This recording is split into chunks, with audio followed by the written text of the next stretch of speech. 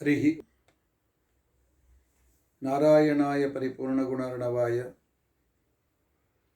ವಿಶ್ವೋದಯ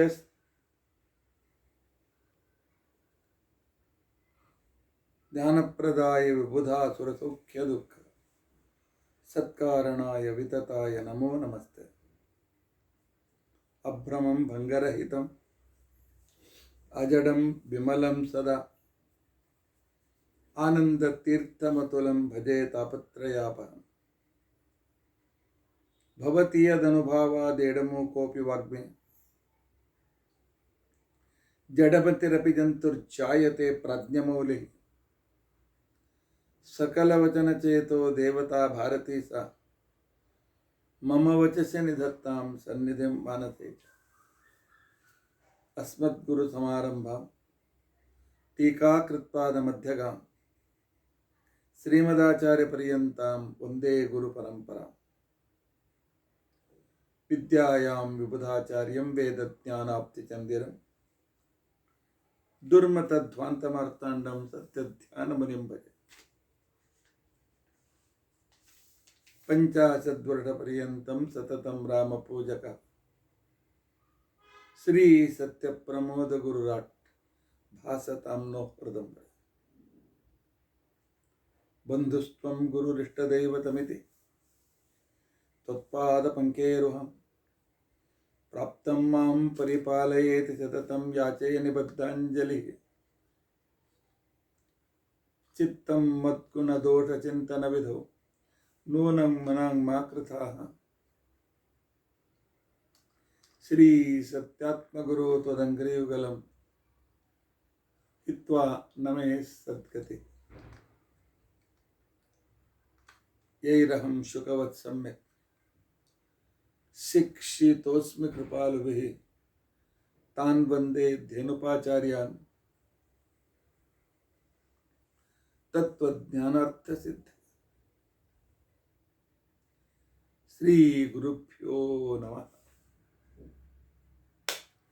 ಹರಿ ಓಂ ಹರಿ ಓಂ ಹರಿ ಓಂ.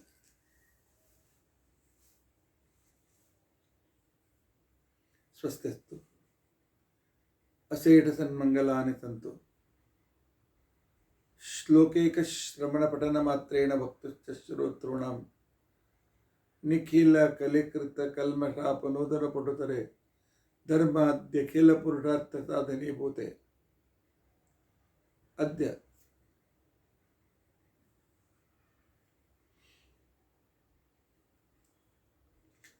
ಸಂಕ್ರಮಣ ವಿಷಯ ಕಿಂಚಿತ್ ವಿವರಣಾರಂಭೆ ಸತಿ ಕಿಂಚಿತ್ ಪೂರ್ವಕಥಾನುವಾದಃ.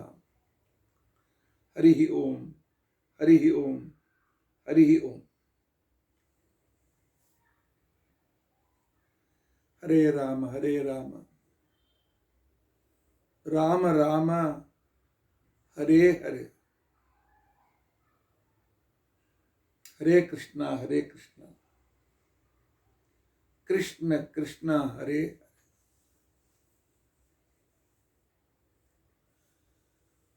ಹರೇ. ಹರೇ ರಾಮ ರಾಮ ರಾಮ ಹರೇ ಹರೇ. ಹರೇ ಕೃಷ್ಣ ಕೃಷ್ಣ ಕೃಷ್ಣ ಹರೇ ಹರೇ. ಹರೇ ರಾಮ ರಾಮ ರಾಮ ಹರೇ ಹರೇ. ಹರೇ ಕೃಷ್ಣ ಕೃಷ್ಣ ಕೃಷ್ಣ ಹರೇ ಹರೇ. ಶ್ರೀ ಗುರುಭ್ಯೋ ನಮಃ. ಹರಿ ಓಂ ಹರಿ ಓಂ ಹರಿ ಓಂ.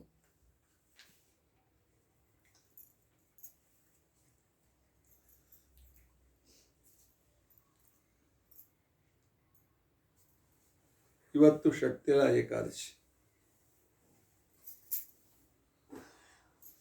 ನಾಳೆ ಸಂಕ್ರಮಣ ಮಹಾಪರ್ವಕಾಲ.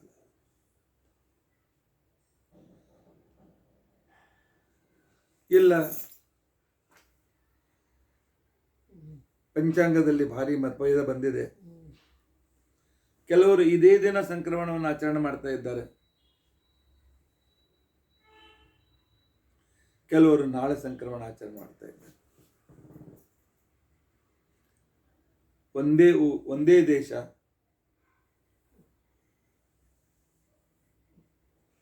ಸರ್ವಸತಕ್ಕಂಥ ಅಕ್ಷಾಂಶ ರೇಖಾಂಶಗಳು.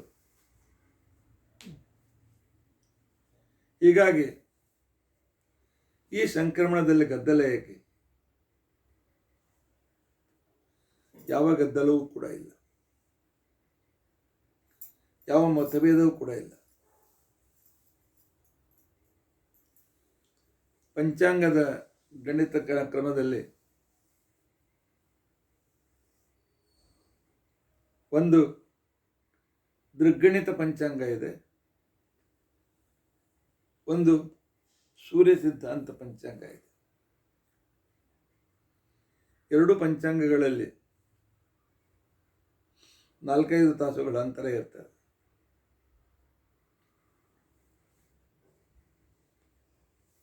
ದೃಗ್ಗಣಿತ ಸಿದ್ಧಾಂತ ಆಕ್ಚುಯಲ್ ಈಗ ಆಕಾಶದಲ್ಲಿ ಏನು ನಡೀತದೆ ಅಂತ ಅನ್ನೋದನ್ನು ತೋರಿಸಿಕೊಡ್ತಾರೆ. ಸೂರ್ಯ ಸಿದ್ಧಾಂತ ಅದಕ್ಕೆ ಸಂಬಂಧಿಸಿರ್ತಕ್ಕಂಥ ಮನುಷ್ಯನ ಮೇಲೆ ಏನು ಪರಿಣಾಮಗಳು ಬೀಳ್ತವೆ ಆ ಕ್ರಮ ಇಟ್ಟುಕೊಂಡು ಸೂರ್ಯ ಸಿದ್ಧಾಂತದ ವಿವರಣೆ ನಡೀತಾರೆ. ಹಬ್ಬ ಹರಿದಿನಗಳನ್ನು, ವ್ರತ ನಿಯಮ ಉಪವಾಸಗಳನ್ನು ಆಚರಣೆ ಮಾಡಲಿಕ್ಕೆ ಸೂರ್ಯ ಸಿದ್ಧಾಂತವೇ ಅತ್ಯಂತ ಯೋಗ್ಯವಾದದ್ದು. ಅದೇ ರೀತಿಯಾಗಿರ್ತಕ್ಕಂಥ ಸರಿಯಾದ ಕ್ರಮದಲ್ಲಿ ನಮಗೆ ತಿಳಿಸಿಕೊಡ್ತಕ್ಕಂಥ ವಿವರಣೆಯೂ ಕೂಡ ಹೌದು.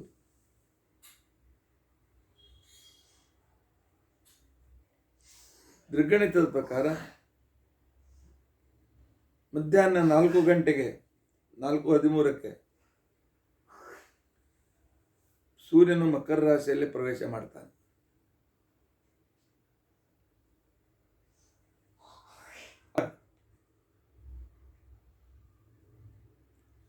ಇಪ್ಪತ್ತು ಗಂಟೆಗೆ ಅಂತ ತಿಳ್ಕೊಂಡಂತಂದ್ರೆ 8 ತಾಸು.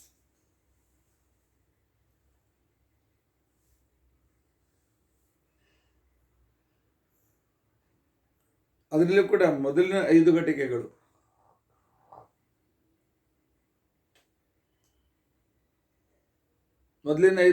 ಅಂತ ತಿಳ್ಕೊಂಡಂತಂದ್ರೆ 2 ತಾಸು ಬಹಳ ಶ್ರೇಷ್ಠ ಅಂತ ತಿಳ್ಕೊಂಡಂತೇಳಿ ಶಾಸ್ತ್ರದಲ್ಲಿ ಹೇಳ್ತಾರೆ. ಪ್ರಥಮ ಪಂಚಘಟಿಕಾ ಶ್ರೇಷ್ಠ ಅಂತ ತಿಳ್ಕೊಂಡಂತೆ. ಆದರೆ ಸೂರ್ಯ ಸಿದ್ಧಾಂತದ ಪ್ರಕಾರ ಸಾಯಂಕಾಲ 8:30 ನಂತರ ಮಕರ ಸಂಕ್ರಮಣ ಬರ್ತದೆ.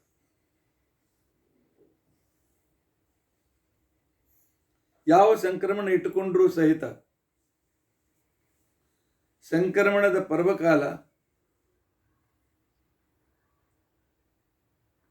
ಇದನ್ನು ಆಚರಣೆ ಮಾಡಬೇಕಾದದ್ದು ನಾಳೆ ಬೆಳಗ್ಗೆ 15ನೇ ತಾರೀಕು ಬೆಳಗ್ಗೆ.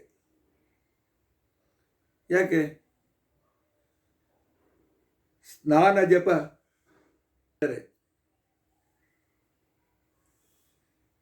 ಸಂಕ್ರಮಣದ ಆಚರಣೆಯಲ್ಲಿ ಪಿತೃತರ್ಪಣ, ತಿಲಹೋಮ,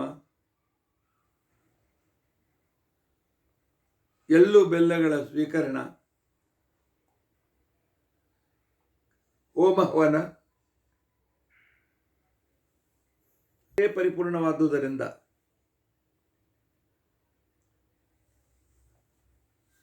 ಇವುಗಳನ್ನು ಏಕಾದಶಿ ದಿವಸ ಮಾಡಲಿಕ್ಕೆ ಬರೋದಿಲ್ಲ. ಇವತ್ತು ಷಟ್ತಿಲ ಏಕಾದಶಿ ಬಹಳ ಶ್ರೇಷ್ಠವಾಗಿರ್ತಕ್ಕಂಥ ಏಕಾದಶಿ. ಧ್ಯಾನ ಜಪ ಮಾಡ್ತಕ್ಕಂಥವರಿಗೆ ಸಹಾಯಕವಾಗಿರ್ತಕ್ಕಂಥ ಏಕಾದಶಿ. ಇವತ್ತು ಹೋಮ, ತರ್ಪಣ ಇತ್ಯಾದಿಗಳನ್ನು ಮಾಡಲಿಕ್ಕೆ ಬರೋದಿಲ್ಲ. ಆದ್ದರಿಂದ ಮಧ್ಯಾಹ್ನವೇ 4ರಿಂದ 5:30, 6 ಗಂಟೆವರೆಗೂ ಇರ್ತಕ್ಕಂಥ ಪರ್ವಕಾಲ ಬಹಳ ಶ್ರೇಷ್ಠ, ಹಾಗೆ ಹೀಗೆ ಅಂತೇಳಿ ಕೆಲವು ದಾತೆ ಮೊದಲಾದ ಪಂಚಾಂಗಗಳಲ್ಲಿ ಆಚರಣೆ ಹೇಳ್ತಕ್ಕಂಥವರಿಗೆ ಏಕಾದಶಿಯ ಮಹತ್ವವೇ ಗೊತ್ತಿಲ್ಲ.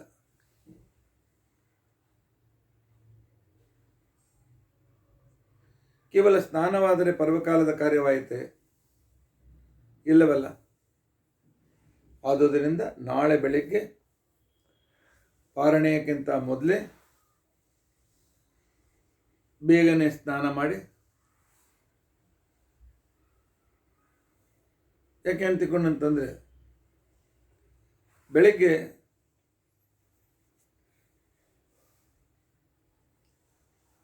6 ಗಂಟೆ ಒಳಗೆ ಸ್ನಾನ ಮಾಡೋದು ಭಾಳ ಯೋಗ್ಯವಾಗಿರ್ತಕ್ಕಂಥ ಪರ್ವಕಾಲ. ಸೂರ್ಯೋದಯದಿಂದ ಪ್ರಾರಂಭವಾಗ್ತದೆ.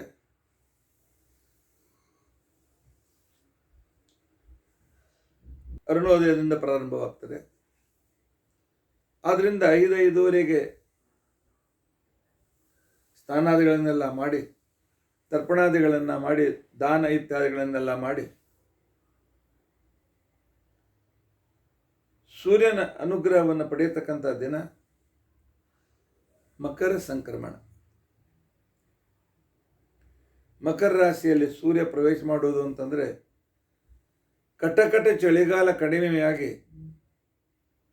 ಆದರೆ ಬೇಸಿಗೆ ಬಿಸಿ ಇಲ್ಲದೆ ಇರತಕ್ಕಂತಹ ಪ್ರಶಾಂತವಾದ ವಾತಾವರಣ. ಇದರ ನಿರ್ಮಿತಿ ಮಕರ ಸಂಕ್ರಮಣದಿಂದ ಆಗ್ತದೆ. ಸೂರ್ಯ ನಮ್ಮ ಸಾಮರ್ಥ್ಯವನ್ನು ಹೆಚ್ಚು ಮಾಡ್ತಾನೆ. ಸೂರ್ಯಾಂತರ್ಗತ ನಾರಾಯಣ ನಮ್ಮ ತೇಜಸ್ಸನ್ನು, ಓಜಸ್ಸನ್ನು ಬೆಳೆಸೋದಕ್ಕೋಸ್ಕರ ಹೆಚ್ಚು ಸಹಾಯಕನಾಗ್ತಾನೆ. ಸಂದರ್ಭದಲ್ಲಿ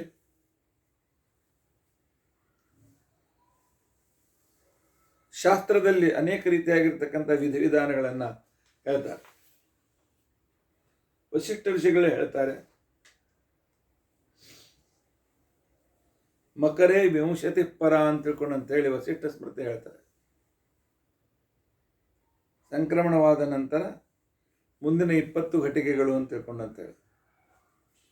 20 ಘಟಿಕೆಗಳು ಅಂತ ತಿಳ್ಕೊಂಡಂತಂದರೆ 8 ತಾಸು. ಬೆಳಗ್ಗೆ 6 ಗಂಟೆ ಒಳಗಾಗಿ ಸ್ನಾನಗಳನ್ನು ಮಾಡೋದು ಅತ್ಯಂತ ಶ್ರೇಷ್ಠವಾಗಿದೆ. ಆ ನಂತರ ಕಾಲಿಕಾ ಪುರಾಣ ಹೇಳ್ತಾರೆ, ಇವತ್ತಿನ ದಿನ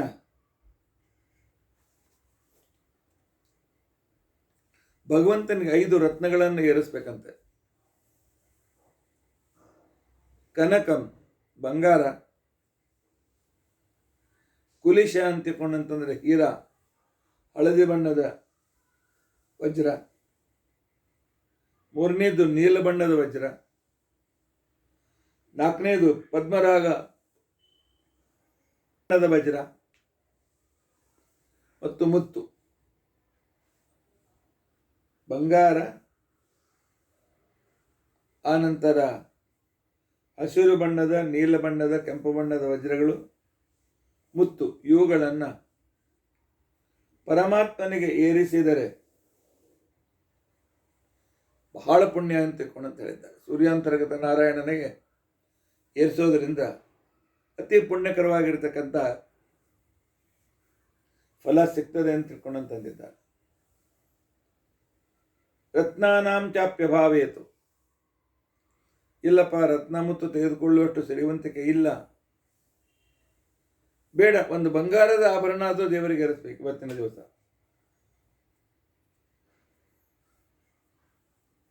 ಇದರಿಂದ ಭಗವಂತನು ಪ್ರೀತನಾಗಿ ನಮಗೆ ಸಾಕಷ್ಟು ಸಿರಿ ಸಂಪತ್ತುಗಳನ್ನು ಕೊಡ್ತಾನೆ. ಪರಮಾತ್ಮನನ್ನ ಷೋಡಶೋಪಚಾರದಿಂದ ಪೂಜೆ ಮಾಡಬೇಕು, ಭಕ್ತಿಯಿಂದ ಅವನಿಗೆ ಪ್ರಾರ್ಥನೆ ಮಾಡಬೇಕು.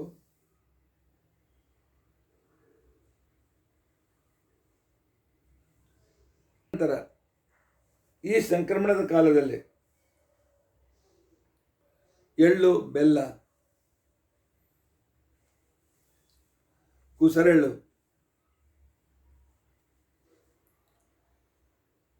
ಆ ನಂತರ ಬ್ರಾಹ್ಮಣರಿಗೆ ಇದರ ಜೊತೆಯಲ್ಲಿ ಯಾವುದಾದ್ರೂ ಊಲ್ ಬಟ್ಟೆಯನ್ನು ತಪ್ಪದೆ ಕೊಡಿ ಅಂತ, ಶಾಲ್ ಆಗಲಿ, ರಗ್ ಆಗಲಿ, ಸ್ವೆಟರ್ ಆಗಲಿ, ಏನೂ ಇಲ್ಲದೆ ಇದು ಕೂಡ ಧಾಬಳೆಯನ್ನಾದರೂ ಕೂಡ ಈ ಚಳಿಗಾಲದಲ್ಲಿ ದಾನ ಮಾಡಬೇಕು ಅಂತ ತಿಳ್ಕೊಂಡಿದ್ದಾರೆ.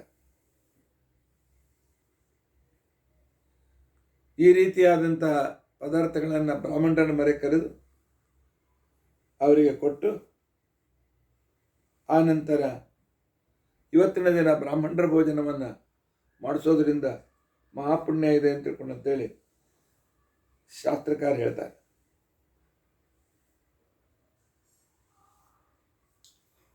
ಗಳನ್ನು ಹಿಂದಿನ ದಿನ ಉಪವಾಸ ಯುದ್ಧ ಮಾಡಿದರೆ ಬಹಳ ವಿಶೇಷ ಫಲ ಅಂತ ಹೇಳಿದ್ದಾರೆ. ಈ ಸಲ ಸ್ವಾಭಾವಿಕವಾಗಿ ಏಕಾದಶಿನೇ ಬಂದದರಿಂದಾಗಿ ಉಪವಾಸ ತಾನಾಗಿಯೇ ಆಗ್ತದೆ. ಅನುಕೂಲ ಇದ್ದವರು ಪಂಚಗವ್ಯವನ್ನು ಕೂಡ ತೆಗೆದುಕೊಳ್ಬೇಕು. ಪಂಚಗವ್ಯದಲ್ಲಿ ಒಂದು 4 ಕಾಳು ಎಳ್ಳನ್ನು ಹಾಕಬೇಕು. ಇವತ್ತಿನ ದಿವಸ ಎಳ್ಳನ್ನು ಕುಟ್ಟಿ ಪುಡಿ ಮಾಡಿ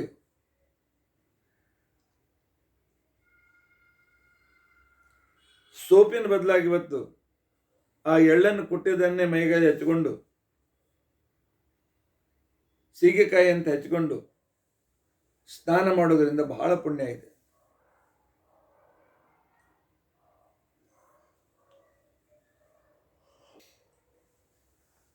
ಇದರಿಂದ ದೇವತೆಗಳು ಮತ್ತು ಪಿತೃಗಳು ಇಬ್ಬರು ತೃಪ್ತರಾಗ್ತಾರಂತೆ. ಹೋಮಂ ತೈಶ್ಚ ಪ್ರಕುರ್ವೀತ, ಹೋಮವನ್ನು ಕೂಡ ಎಳ್ಳಿನ ಹೋಮ, ತಿಲು ಹೋಮವನ್ನು ಇವತ್ತಿನ ದಿವಸ ಮಾಡಬೇಕು. ಆ ನಂತರ ತಿಲವನ್ನು, ಎಳ್ಳನ್ನು 1 ಗ್ರಾಮ್ ಬಂಗಾರ ಆದರೂ ಇಟ್ಟು ಬ್ರಾಹ್ಮಣರಿಗೆ ದಾನ ಮಾಡಿದರೆ ಮಹಾಪುಣ್ಯ ಬರ್ತದೆ ಅಂತೇಳಿ ಕಾಲಿಕಾ ಪುರಾಣ ಹೇಳ್ತಾರೆ. ತಾನ್ವೈ ದೇವಾಯ ವಿಪ್ರೇಪ್ಯೋ ಹಾಟಕೇನ ಸಮಂ ತೆರೆಯತಂತೇಳಿ ಅಂದಿದ್ದಾರೆ. ಈ ಮಕರ ಸಂಕ್ರಮಣದಲ್ಲಿ ದಿವಸ ಮಾಡಿದರೆ ಬಹಳ ಪುಣ್ಯ ಇದೆ ಅಂತ ತಿಳ್ಕೊಂಡಿದ್ದಾರೆ. ತುಲಾದಾನಕ್ಕೆ ಅತಿ ವಿಶೇಷವಾಗಿರ್ತಕ್ಕಂಥ ಪುಣ್ಯ ಇದೆ. ಮಕರ ಸಂಕ್ರಮಣಂ ತುಲಾದಾನಂ ಅವಶ್ಯಕಂ ಅಂತ ಹೇಳ್ತಾರೆ. ಆ ನಂತರ ಸೂರ್ಯ ನಮಸ್ಕಾರ ಹಾಕಲೇಬೇಕು. ಕೊನೆಗೆ ಇವತ್ತಾದರೂ ಕೂಡ ಸೂರ್ಯನಿಗೆ 12 ನಮಸ್ಕಾರ ಹಾಕಬೇಕು ಅಂತಂದಿದೆ. 12 ಹೆಸರು ಎಲ್ಲ ಕಡೆ ಸಿಗ್ತದೆ.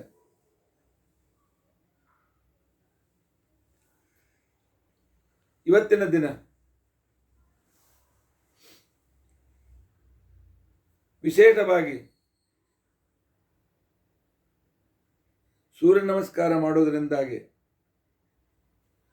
ಹಿಂದಿನ ಜನ್ಮದಲ್ಲಿ ಮಾಡಿದ ಪಾಪಗಳು ದೂರವಾಗ್ತದೆ.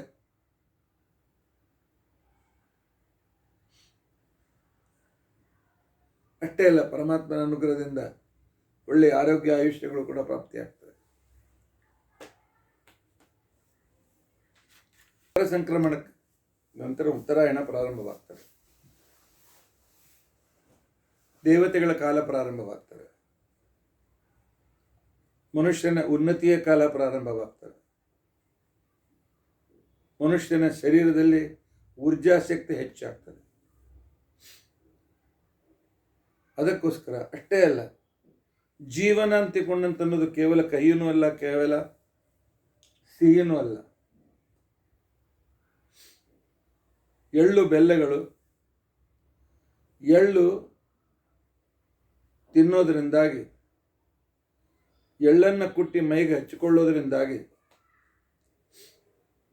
ಸ್ನಾನದ ಕಲಶದಲ್ಲಿ ಗಂಗಾಳ ಇರೋದಿಲ್ಲ, ಬಾಲ್ಡಿಯಲ್ಲಿ ಸ್ವಲ್ಪ ಎಳೆಯನ್ನು ಹಾಕಬೇಕು. ವೈಶ್ವದೇವದ ಸಂದರ್ಭದಲ್ಲಿ ಎಳ್ಳನ್ನು ಮಿಕ್ಸ್ ಮಾಡಿ ವೈಶ್ವದೇವ ಮಾಡಬೇಕು. ಶಾಸ್ತ್ರದಲ್ಲಿ ಹೇಳ್ತಾರೆ, ತಿಲಸ್ನಾಯಿ ತಿಲೋದ್ವರ್ತಿ, ಎಳ್ಳನ್ನು ನೀರಿನಲ್ಲಿ ಹಾಕಬೇಕು. ಆನಂತರ ಎಳ್ಳಿನ ಪುಡಿಯನ್ನು ಶರೀರಕ್ಕೆ ಸರಿಯಾಗಿ ಹಚ್ಚಿಕೊಳ್ಳಬೇಕು. ವೈಶ್ವದೇವದ ವೇಳೆಯಲ್ಲಿ ತಿಲಹೋಮ ಮಾಡಬೇಕು. ಪಿತೃಗಳಿಗೆ ತಿಲತರ್ಪಣವನ್ನು ಕೊಡಬೇಕು. ಆನಂತರ ಎಳ್ಳು ಬೆಲ್ಲ ದಾನ ಮಾಡಬೇಕು. ಆನಂತರ ಎಳ್ಳು ಬೆಲ್ಲ ತಾನು ಸ್ವೀಕರಿಸಬೇಕು. 6 ರೀತಿಯಿಂದ ಎಳ್ಳನ್ನು ಉಪಯೋಗಿಸಬೇಕು ಅಂತ ಹೇಳ್ತಾರೆ. ಇದರಿಂದ ನಮ್ಮೆಲ್ಲ ಪಾಪಗಳು ದೂರವಾಗ್ತವೆ ಅಂತ ಶಾಸ್ತ್ರ ಬಹಳ ವಿಶೇಷವಾಗಿ ನಮಗೆ ಹೇಳ್ತಾರೆ.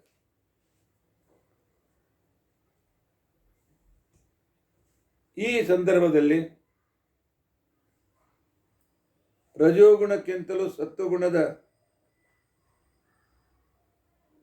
ಪ್ರವಾಹ ಲಹರಿ ಅಂತಿಕೊಂಡಂತಾರೆ. ಯಾಕಂದರೆ ದಿನ ಹೆಚ್ಚಾಗ್ತದೆ, ರಾತ್ರಿ ಕಡಿಮೆ ಆಗ್ತದೆ. ತಮೋಗುಣ ಕಡಿಮೆ ಆಗ್ತದೆ, ಸತ್ವಗುಣ ಹೆಚ್ಚಾಗ್ತದೆ. ಆದ್ದರಿಂದಾಗಿ ಜಗತ್ತಿನಲ್ಲಿ ಒಂದು ತರಹದ ಉತ್ಸಾಹ, ತೇಜಸ್ಸು, ಆರೋಗ್ಯ ಇತ್ಯಾದಿಗಳು ಬೆಳೆಯುತ್ತವೆ.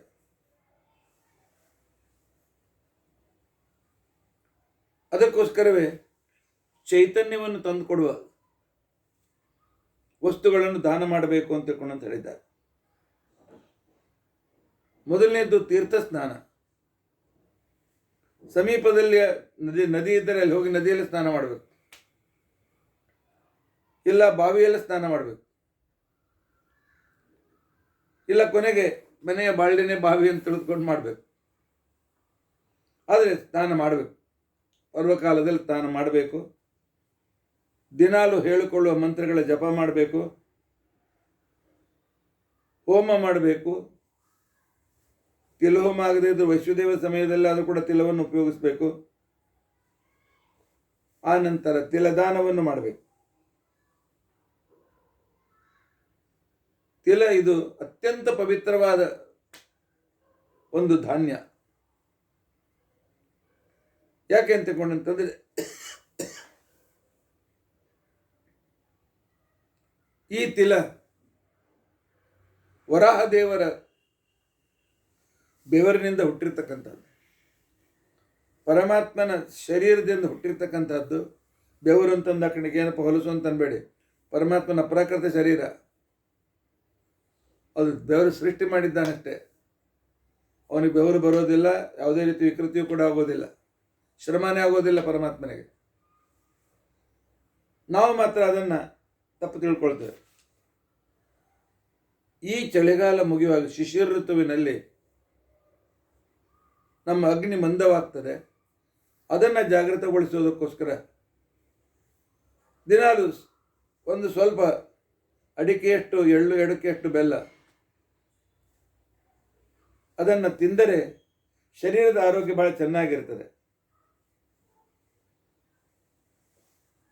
ಆನಂತರ ಸಹಸ್ರ ಗುಣಿತಂ ಸರ್ವಂ ತತ್ಫಲಂ ಲಭತೆ ಇರವವು. ಇವತ್ತಿನ ದಿನ ತೀರ್ಥ ಸ್ನಾನ, ಜಪ, ಹೋಮ ಮತ್ತು ದಾನ ಮಾಡಿದರೆ ಉಳಿದ ಸಂದರ್ಭದಲ್ಲಿ ಮಾಡಿದರೆ ಏನು ಪುಣ್ಯ ಸಿಗ್ತದೆ, ಅದರ 1000 ಪಟ್ಟು ಪುಣ್ಯ ಸಿಗ್ತದೆ. ಗಂಗಾ ಸ್ನಾನ ಇನ್ನೂ ಅತ್ಯಂತ ಶ್ರೇಷ್ಠ ಅಂತ ಅನಿಸ್ಕೊಳ್ತದೆ. ಮಾಕರ್ಯ ಸರಿತಾ ಸರ್ವಾಹ. ಇವತ್ತಿನ ದಿವಸ ಎಲ್ಲ ನೀರು ಗಂಗಾ ಸ್ನಾನ ಸಮ ಅಂತಕೊಂಡಂತೆ ಅನಿಸ್ಕೊಳ್ತಾರೆ. ರವಿ ಸಂಕ್ರಮಣೆ ಪುಣ್ಯೆ ನ ಸ್ನಾಯ ದದಿಮಾನವ. ಒಂದು ವೇಳೆ ಪರ್ವಕಾಲದಲ್ಲಿ ನಾಳಿನ ದಿವಸ ಸೂರ್ಯೋದಯದಕ್ಕಿಂತ ಮೊದಲು ಯಾರು ಸ್ನಾನ ಮಾಡುವುದಿಲ್ಲ ಅವರು 7 ಜನ್ಮಗಳವರೆಗೆ ದರಿದ್ರರಾಗ್ತಾರೆ. ಸಪ್ತ ಜನ್ಮ ಭವೇದ್ರೋಗಿ ದುಃಖ ಭಾಗೀಚ ಜಾಯತೆ. ಆದ್ದರಿಂದಾಗಿ ಸೂರ್ಯ ಒಂದು ಪ್ರತಿಯೊಂದಕ್ಕೊಂದು ಟೈಮ್ ಇರ್ತದೆ. ಹೇಗೆ ಸಂಗೀತಕ್ಕೆ ಬೇರೆ ಬೇರೆ ವೇಳೆಯಲ್ಲಿ ಬೇರೆ ಬೇರೆ ರಾಗ ಹಾಡಬೇಕು ಅಂತಿರ್ತಾರೆ, ಇಲ್ಲಿ ಪರ್ವಕಾಲದಲ್ಲಿ ಸ್ನಾನ ಬಹಳ ಅತ್ಯಂತ ಮಹತ್ವಪೂರ್ಣವಾಗಿರ್ತಕ್ಕಂಥದ್ದು. ಮಕರ ಇದು ಶನಿಯ ಸಂಬಂಧಿತ ರಾಶಿ. ಶನಿ ಮತ್ತು ಸೂರ್ಯ ಅಪ್ಪ ಮಕ್ಕಳ ಒಂದು ರಾಜ್ಯ ಮುಂದಿನ ಒಂದು ತಿಂಗಳವರೆಗೂ ನಡೀತದೆ, ರವಿ ಕುಂಭರಾಶಿಗೆ ಹೋಗುವವರೆಗೂ. ಸೂರ್ಯ ಪಿತೃಕಾರಕ, ಶನಿ ಆಯುಷ್ಯಕಾರಕ.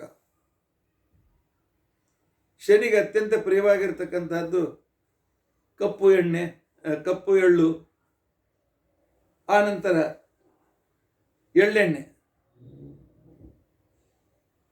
ಈ ಸಂಕ್ರಮಣದ ಪರ್ವಕಾಲದಲ್ಲಿ ನಾವು ಕೊಟ್ಟಿರ್ತಕ್ಕಂತಹ ಮಾಡಿರ್ತಕ್ಕಂಥ ಹೋಮ ಹವನ ತರ್ಪಣ ದಾನ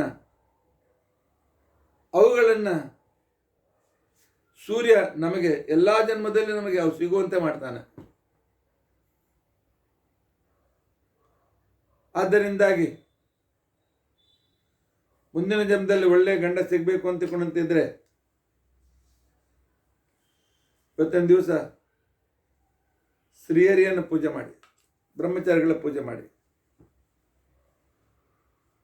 ಮುಂದಿನ ಜನ್ಮದಲ್ಲಿ ಒಳ್ಳೆ ಹೆಂಡತಿ ಸಿಗಬೇಕು ಅಂತ ಇಚ್ಛೆ ಇದ್ರೆ ಇವತ್ತಿನ ದಿನ ನಿಮಗೆ ಹೆಣ್ಮಕ್ಳಿದ್ರೆ ಕನ್ಯಾದಾನ ಮಾಡ್ತೀವಿ ಅಂತ ಸಂಕಲ್ಪ ಮಾಡಿ. ಸಮೃದ್ಧ ಅನ್ನ ಸಿಗಬೇಕಾಗಿದ್ದರೆ ಬ್ರಾಹ್ಮಣರ ಭೋಜನವನ್ನು ಮಾಡಿಸಿ. ಸಮೃದ್ಧ ಬಟ್ಟೆ ಸಿಗಬೇಕು ಅಂತಿದ್ರೆ ಬಟ್ಟೆಯ ದಾನ ಮಾಡಿ. ಸಮೃದ್ಧವಾಗಿ ಬಂಗಾರ ಸಿಗಬೇಕು ಅಂತಿದ್ರೆ ಬಂಗಾರ ದಾನ ಮಾಡಿ.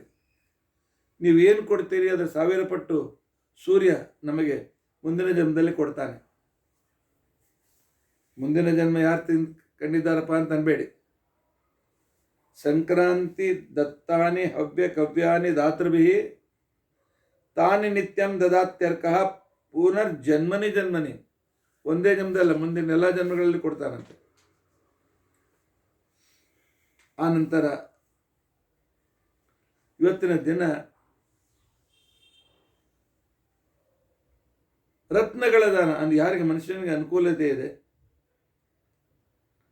ರವಿಗೆ ಅತ್ಯಂತ ಪ್ರಿಯಕರವಾಗಿರ್ತಕ್ಕಂತಹ ಮಾಣಿಕ್ಯ, ಗೋಧೂಮ,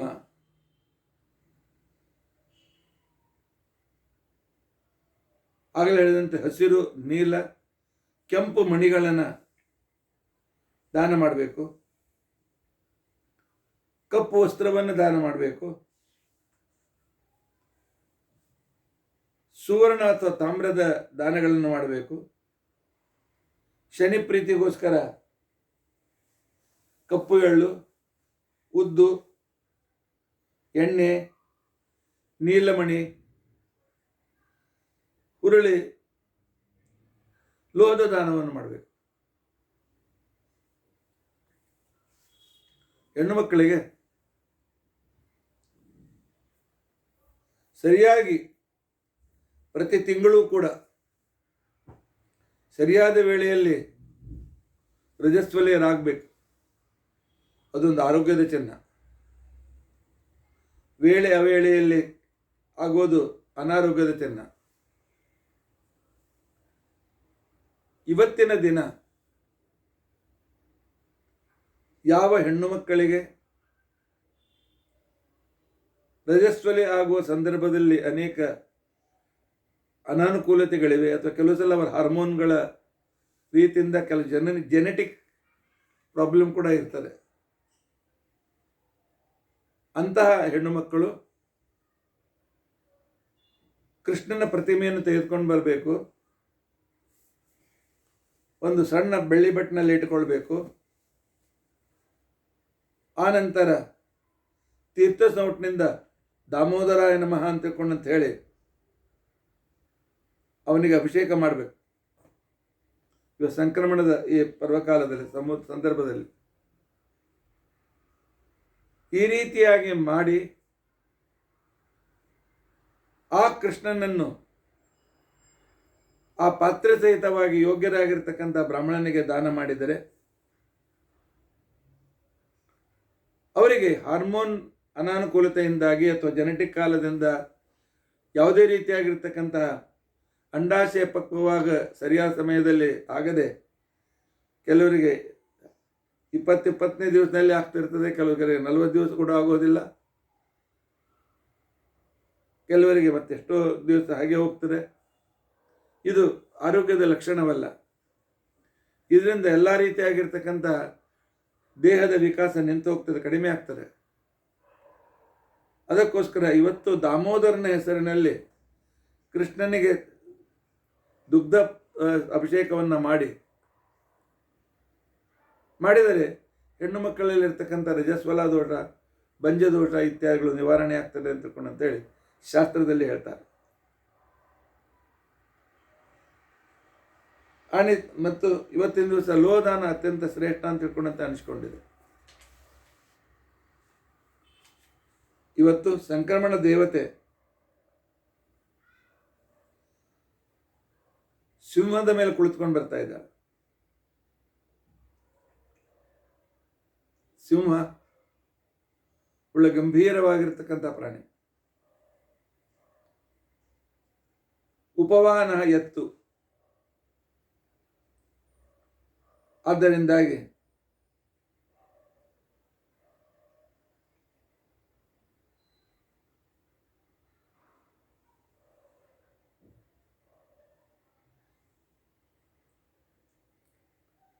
ಪ್ರಾಣಿಗಳಿಗೆ ಈ ಸಂಕ್ರಮಣ ಅಷ್ಟು ಸುಖದಾಯಕವಾಗಿಲ್ಲ. ಕುಳಿತುಕೊಂಡಿದ್ದಾಳೆ, ಬೇಗನೆ ಗಮನ ಮಾಡ್ತಾ ಇಲ್ಲ, ವಿಶ್ರಾಂತಿ ತೆಗೆದುಕೊಳ್ತಾ ಇದ್ದಾಳೆ. ಆ ನಂತರ ಆದ್ದರಿಂದಾಗಿ ಈ ವರ್ಷ ಯಾರು ಆಕ್ಟಿವ್ ಇಲ್ಲ ಅಂಥವರಿಗೆ ಈ ವರ್ಷ ಸುಖದಾಯಕವಿಲ್ಲ.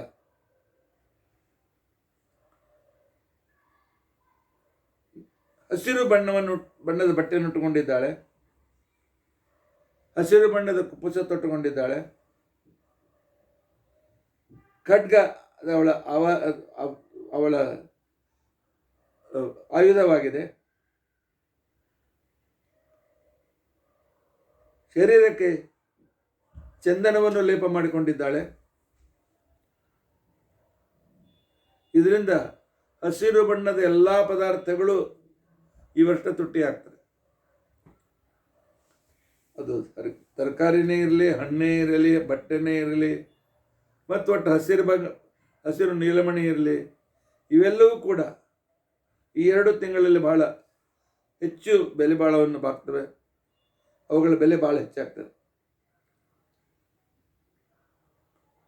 ಆ ನಂತರ ಚಂದನದ ಗಂಧದ ಬೆಲೆ ಹೆಚ್ಚಾಗ್ತದೆ. ತಾಮ್ರದ ಬೆಲೆ ಹೆಚ್ಚಾಗ್ತದೆ. ಯಾಕಂದರೆ ತಾಮ್ರದ ಪಾತ್ರೆಯಲ್ಲಿ ಅವಳು ಭಿಕ್ಷವನ್ನು ಬೇಡ್ತಾ ಇದ್ದಾಳೆ. ಬಕುಲ ಪುಷ್ಪವನ್ನು ಧಾರಣೆ ಮಾಡಿದ್ರಿಂದಾಗಿ ಬಕುಲ ಪುಷ್ಪ ಈ ವರ್ಷ ಬೆಳೆಯೋದೇ ಇಲ್ಲ. ಬೆಳೆದ್ರೂ ಬಹಳ ಬೆಲೆ ಜಾಸ್ತಿ ಆಗ್ತದೆ. ಸರ್ಪಜಾತಿ ಕನ್ಯಾವಸ್ಥೆಯಲ್ಲಿದ್ದಾಳೆ. ಆದ್ದರಿಂದಾಗಿ ಕನ್ಯೆಯರು ಈ ವರ್ಷ ತಪ್ಪದೇ ದಿನಾಲು ಸೂರ್ಯನ ಸ್ತೋತ್ರವನ್ನು ಹೇಳಬೇಕು. ಸಿಂಹನ ರವಿಯ 12 ನಾಮಗಳನ್ನಾದರೂ ಹೇಳಬೇಕು. ರವಿ ಸ್ತೋತ್ರವನ್ನಾದರೂ ಹೇಳಬೇಕು. 1 ವರ್ಷದವರೆಗೆ ಕನ್ಯೆಯರು ತಮ್ಮ ಆರೋಗ್ಯದ ರಕ್ಷಣೆಗೋಸ್ಕರ ಇಷ್ಟು ಕಾರ್ಯವನ್ನು ತಪ್ಪದೇ ಮಾಡಬೇಕು. ಬೆಲೆ ಈಗಾಗಲೇ ಬೆಳ್ಳಿಯ ಬೆಲೆ ಹೆಚ್ಚಾಗಿದೆ. ರಜತ ಆಭರಣ ಹಾಕೊಂಡಿದ್ದಾಳೆ. ಬೆಳ್ಳಿಯ ಬೆಲೆ ಇನ್ನೂ ಹೆಚ್ಚಾಗ್ತದೆ. ತೆಗೆದುಕೊಳ್ಳಲೇಬೇಕು ಅನ್ನೋರು ಈಗಲೇ ತೆಗೆದುಕೊಂಡ್ಬಿಡಿ. ಇಲ್ಲದೇ ಇದ್ರೆ ಸ್ವಲ್ಪ ದಿವಸ ಕಾಯೋಣ. ಅದರಿಂದಾಗಿ ಬೆಳ್ಳಿ ಪಾತ್ರೆಗಳ ಪ್ರದರ್ಶನವೂ ಕೂಡ ಬೇಡ.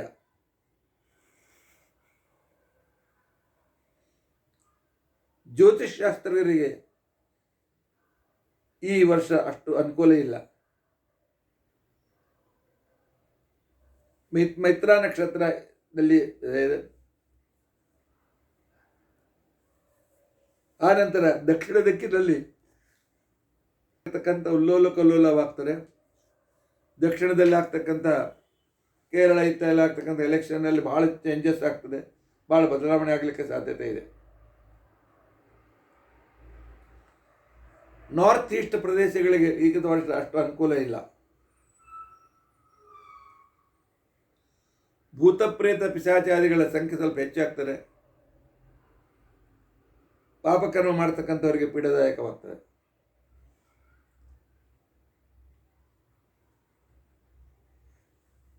ಸಂಕ್ಷಿಪ್ತವಾಗಿರ್ತಕ್ಕಂಥ ರೀತಿಯಲ್ಲಿ ಆಯಾ ವಸ್ತುಗಳ ಬಗ್ಗೆ ಹೇಳಲಾಯಿತು.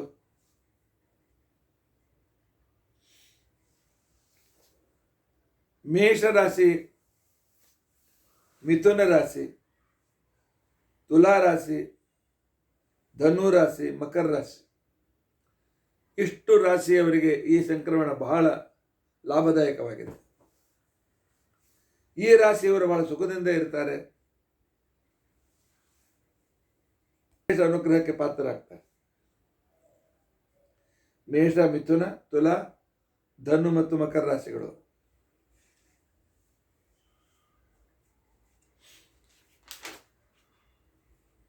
ಪೂರ್ವಾಷಾಢ, ಉತ್ತರಾಷಾಢ, ಶ್ರವಣ, ಧನಿಷ್ಠ, ಶತತಾರಕ,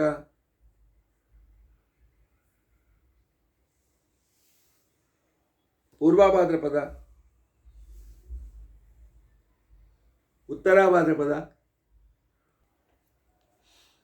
ಉತ್ತರಾಷಾಢ, ಪೂರ್ವಾಷಾಢ, ಶತಭಿಷ, ಪೂರ್ವಭಾದ್ರಪದ, ಇಷ್ಟು ನಕ್ಷತ್ರಕ್ಕೆ ಅನುಕೂಲ ಇದೆ. ಉತ್ತರ ಭಾದ್ರಪದ, ರೇವತಿ, ಅಶ್ವಿನಿ ಈ ನಕ್ಷತ್ರದವರಿಗೆ ಸ್ವಲ್ಪ ಪೀಡೆ ಇದೆ. ಭರಣಿ, ಕೃತ್ತಿಕ, ರೋಹಿಣಿ, ಮೃಗಶಿರ, ಆರ್ದ್ರ, ಪುನರ್ವಸು ನಕ್ಷತ್ರದವರಿಗೆ ಈ ಸಲ ವಸ್ತ್ರ ಸಾಕಷ್ಟು ಸಿಗ್ತವೆ, ಬಟ್ಟೆ ಸಿಗ್ತದೆ. ಪುಷ್ಯ, ಆಶ್ಲೇಷ, ಮಘ ರಾಶಿಗಳು ಹಣ ಖರ್ಚು ಮಾಡಬೇಕಾಗಿದ್ದರೆ ವಿಚಾರ ಮಾಡಿ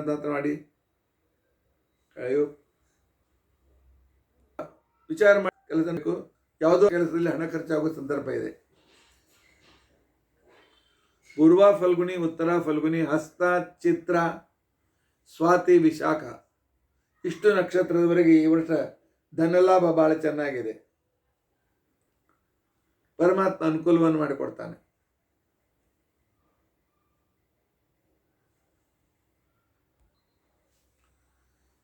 ಒಟ್ಟು ಈ ಸಂಕ್ರಮಣ ಎಲ್ಲರಿಗೂ ಸುಖದಾಯಕವಾಗ್ತದೆ. ಇದರ ಜೊತೆಗೆ ಒಂದು ಮಾತನ್ನು ನೆನಪಿಟ್ಟುಕೊಳ್ಬೇಕು. ಕಿಂ ಕುರ್ವಂತಿ ಗ್ರಹ ಸರ್ವೇ ಪ್ರಸನ್ನೇ ಶ್ರೀನಿಕೇತನೆ, ಕಿಂ ಕುರ್ವಂತಿ ಗ್ರಹ ಸರ್ವೇ ಅಪ್ರಸನ್ನೇ ಶ್ರೀನಿಕೇತನೆ ಅಂತ ಹೇಳಿದಂತೆ ಏಕಾದಶಿ ಸಾಯಂಕಾಲದಲ್ಲಿ ಷಟ್ತಿಲ ಏಕಾದಶಿ ದಿನ ಮಕರ ಸಂಕ್ರಮಣ ಆಗೋದು ಬಹಳ ಅಪರೂಪ, ಅದನ್ನು ಮಕರ ರಾಶಿಯಲ್ಲೇ.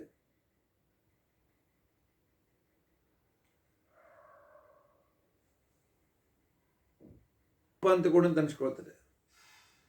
ಷಟ್ತಿಲ ಏಕಾದಶಿ ದಿನ ಮಕರ ಸಂಕ್ರಮಣ ಆಗೋದು 23 ವರ್ಷಗಳ ನಂತರ ಒಮ್ಮೆ ಆಗ್ತಾ ಇದೆ. ಅದೊಂದು ಅಪರೂಪವಾಗಿರ್ತಕ್ಕಂಥ ಪರ್ವಕಾಲ ಇದೆ. ಆದ್ದರಿಂದಾಗಿ ಸಮಯ ಕಳೆದುಕೊಳ್ಳೋದು ಬೇಡ, ಸಮಯ ವ್ಯರ್ಥ ಮಾಡೋದು ಬೇಡ. ಆದಿತ್ಯ ಹೃದಯ ಸ್ತೋತ್ರವನ್ನು ನಾಳಿನ ದಿವಸ ಹೇಳಿದರೆ ಬಹಳ ಶ್ರೇಷ್ಠ. ಅದನ್ನು ನಮ್ಮ ಜೀವನದಲ್ಲಿ ತಂದುಕೊಳ್ಳೋದಕ್ಕೋಸ್ಕರ ಪ್ರಯತ್ನಿಸೋಣ. ದೇವರು ನಮ್ಮೆಲ್ಲರಿಗೂ ಅನುಗ್ರಹವನ್ನು ಮಾಡಲಿ.